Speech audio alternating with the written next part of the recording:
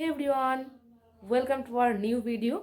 তো তোমরা সকলে কেমন আছো? আশা করছি খুব ভালো আছো, আর আমিও খুব ভালো আছি।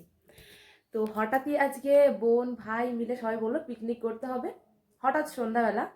তো তারই আর কি তোড়জোড় ওরা করছে, আমি আমার মতো যা পেরেছে দিয়ে দিয়েছি। তো আমি এখন পুচকুকে ঘুম পাড়ালাম ওই যে, আর এখন একটু আমি ওদের কাছে গিয়ে দেখবো কত দূর কি করেছে ওরা, আর তোমাদেরকেও একটু দেখাবো আমি। তো চলো যাওয়া যাক সেখানে। তো গাইস এদিকে এসে দেখি আমরা মাংস পরিষ্কার করছে ওরা। তো আমি ওইদিকে গিয়ে এদিকে আর হাত লাগালাম না, আমি ওদের হয়েই গেছে প্রায়, নাহলে আমি এসে করতাম।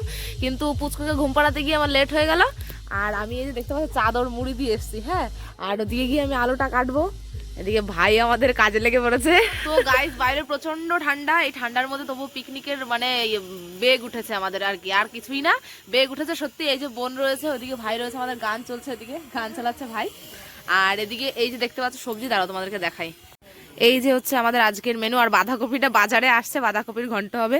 এদিকে হচ্ছে আলু দিয়ে মাংস হবে, ডাল হবে, এদিকে ডাল আসছে এক ননদিনী রায় বাঘিনী, কি নিয়ে এসছে? চপ নিয়ে এসছে বাজার থেকে। কি চপ এটা?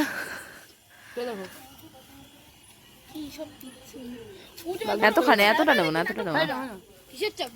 তো এই যে আলুর চপ দিল, বাজার থেকে নিয়ে এসছে হয়তো। আর এদিকে বন্টন সবাই মিলে একসঙ্গে কাজ করছে, ওরা রসুন ছাড়াচ্ছে, আর আমি এদিকে আলু মানে ইয়ে করছি, চুলছি। তো তোমাদের সঙ্গে আবার পরে দেখা হচ্ছে।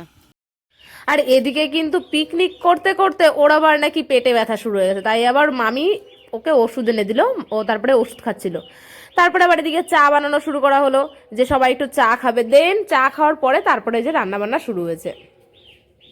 আর এই ঠান্ডার মধ্যে সবাই চাদর মুড়ি দিয়ে বসে আছি আমরা, আর কি বলবো ঠান্ডায়। তারপরে আমাদের একটা ভাই এই যে এসেছিল, ও কিন্তু পিকনিক করছিল না, কিন্তু ওই আমাদের ওইখানে রান্না বান্না দেখে ও এসে বলছিল, বলছি তোমরা কি করছো?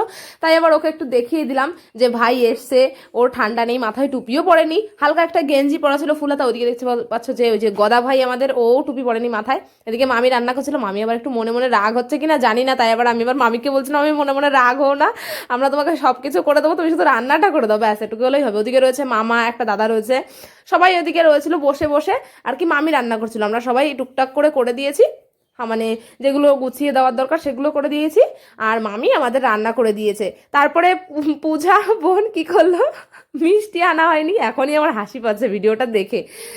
আর হচ্ছে ও নিয়ে এসছে চিনি, চিনি এনে সবাইকে বলছে এই আয় কে কে মিষ্টি খাবি। তার মধ্যে আমিও আবার বলছিলাম তাহলে আমাকেও একটু দাও, আমিও একটু চিনি খাই। ও বলছে তাহলে আসো বৌদি তোমার, এটা কিন্তু ছিল পরের দিন সকালবেলা, আমি আগে থেকে একটু নিয়েছিলাম, আবার ওই দিন অনেক রাত হয়ে গেছিল, এদিকে পুচকুর ঠান্ডা লেগেছে, আমি থাকতে পেরেছিলাম না, আমার খাবার ভাই এসে দিয়ে গেছিল বাড়িতে, আর ওদিকে তোমার দাদা ভাই জল দিচ্ছে।